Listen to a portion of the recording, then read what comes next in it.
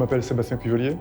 En fait, j'aime prendre des photos qui se rapportent aux rêves, aux utopies des gens. Et c'est ce que j'essaie de faire aussi pour cette série. À travers cette série, j'ai été frappé par le fait que pour toutes ces personnes, il y avait clairement un élément déstabilisant en fait, d'être partis de chez eux. Ils ont toujours leur passé en fait qui existe et pour la plupart d'entre eux, ils pourront pas retourner en fait d'où ils viennent.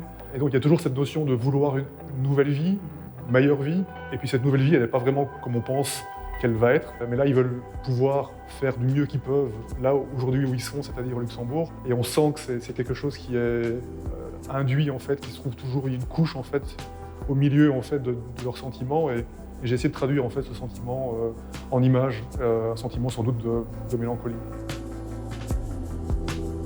Un des 5 personnages que j'ai rencontrés, qui s'appelle Khalid, qui vient d'Irak, quand je l'ai rencontré pour la première fois, il m'a dit que le premier photographe qu'il a rencontré, c'est un photographe qui l'a photographié alors qu'il était dans l'eau, que sa barque avait en fait naufrage, alors qu'il faisait la traversée pour venir en Europe. Et ça m'a vraiment marqué en fait quand il m'a expliqué ça, parce que ça m'a confronté directement à la réalité de ce voyage qui est extrêmement risqué. Et donc ça m'a donné aussi l'idée de trouver en fait un thème pour chacun des personnages en fait que j'ai voulu montrer dans cette série, en expliquant que chacun d'entre eux a justement un bagage personnel ou un bagage lié à leur pays ou un bagage lié à leurs croyances. On sent que ces gens, tant qu'ils n'ont pas leur papier, ils ne peuvent pas faire beaucoup de choses, ils ne peuvent pas travailler. Ils sont toujours dans une zone de risque où ils vont pouvoir être expulsés. Et donc il y a toujours cette incertitude en fait. Ils ne savent pas si dans un mois, dans 6 mois, dans un an, ils seront toujours là.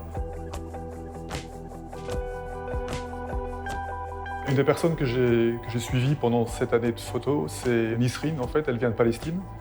Et une des premières questions que je me suis posée quand je l'ai rencontrée, c'est à quoi ressemble là d'où elle vient. Et en fait, on peut y aller virtuellement avec Google Street View, on peut se rendre là.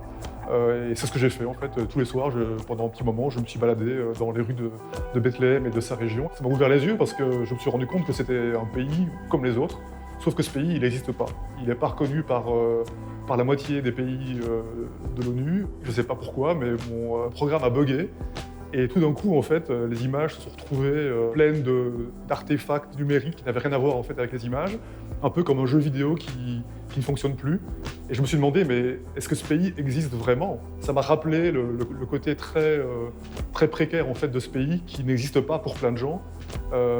Mais pour Nisrine, par contre, c'est tout en fait.